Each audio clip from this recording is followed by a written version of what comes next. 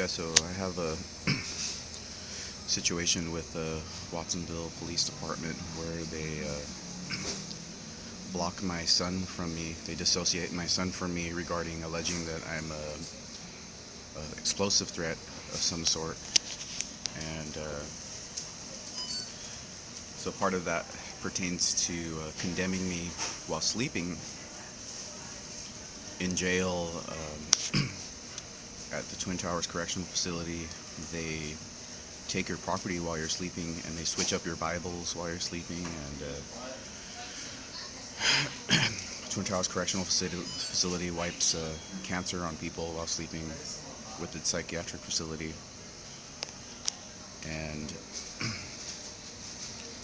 the Watsonville police and the former Mexican president Vicente Fox, I guess they tell everybody with the FBI that and with the California Capitol that I'm a explosive threat. And so the only problem about that is that when I go onto the internet and I start looking for clothes and I start looking for furniture for my house, I have to deal with Vicente Fox attacking me with the Pizano family regarding seizing my property and seizing my belongings.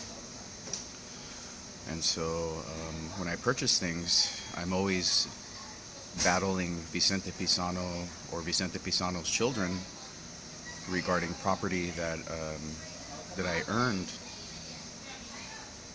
regarding Vicente Pizano joining National Security Agency and then swearing an oath not to use the internet. So instead of Vicente Pizano going onto the internet and purchasing his own stuff, Vicente Pizano hunts me for my property while sleeping, including his kids, including Julio Cesar and Fabiola Pizano, including Watsonville Police and the families that are related to them. And so it's really tough because when I go to sleep, regarding Duchess and regarding Holland and Duchesses and the Duchess of Cambridge and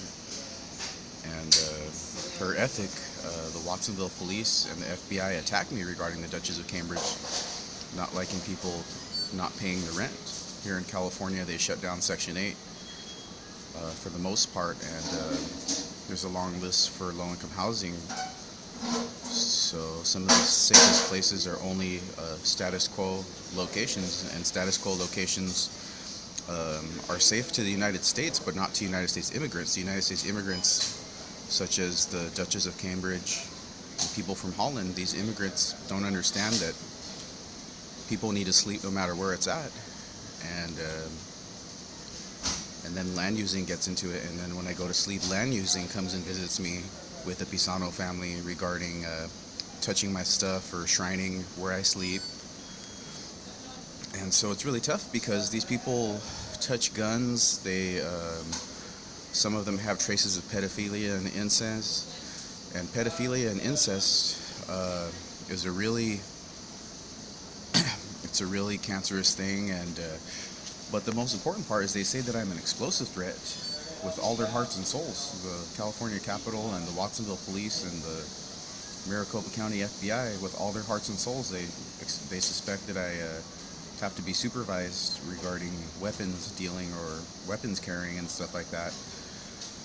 And you know, the only problem is that when they go and touch my property, they leave these trails of odors, of traces of odors, and it destroys all of my clothes. Then I have to buy new clothes, and I have to buy a new backpack, I have to buy all this new stuff to get started because the FBI retaliates on me regarding burglary. In the FBI's mentality, the FBI decided, well, Moses Barker doesn't have a future because of burglaries, a string of burglaries that he did. So now when I try to get my life together, if it's something fancy, if I purchase something that pertains to organic cotton or pure fabrics, the FBI will hunt me just for dressing status quo.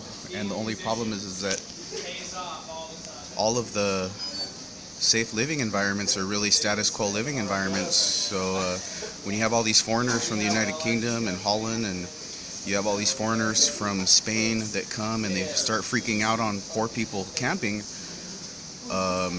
you know, I try to dress status quo. I try to dress status quo so that these people don't feel insecure But then the FBI hunts me with Jessica Pisano and Bernardo Montes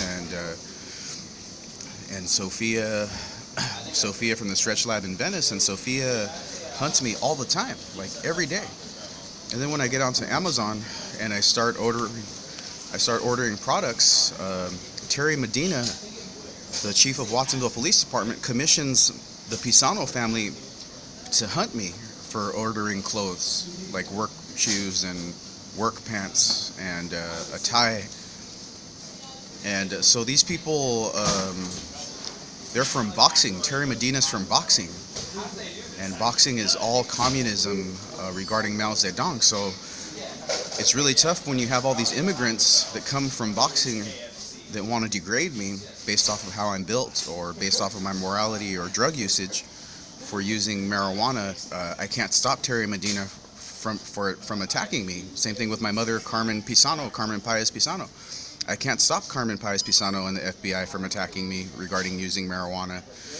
So these are some of the reasons why I panhandle, is because I try to get ahead, and then the FBI hunts me while I'm sleeping with the Pizano family and with probation, and I don't know if there's explosive traces on my clothes anymore. I don't know if there's gun traces on my clothes or etc. And so I have to keep restocking my clothes. I have to keep repurchasing stuff, and so it's really difficult. I really wish that Vicente Pisano would get his Amazon account open and open up his email account, because Vicente Pisano always hunts me when I purchase something from Amazon. He's always hunting me, and the Pizano family and Watsonville Police destroy my property, and I've never destroyed Watsonville Police's property or Vicente Pisano's property, like, at all.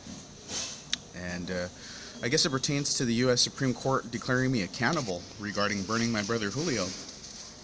The U.S. Supreme Court and Donald Trump, the President of the United States, I guess decided to declare me a cannibal and decided to attack me for the rest of my life for burning my brother Julio, even though he never made it to the hospital. He never made it to the hospital. There wasn't any sort of charges pressed, and I think that it had something to do with cannibalism. I think that my mom might have actually came from Mexico, and Mexico might have been regarding cannibalism, and so it's really tough to deal with cannibals because they don't have compassion. The Pizano family doesn't really have compassion anymore.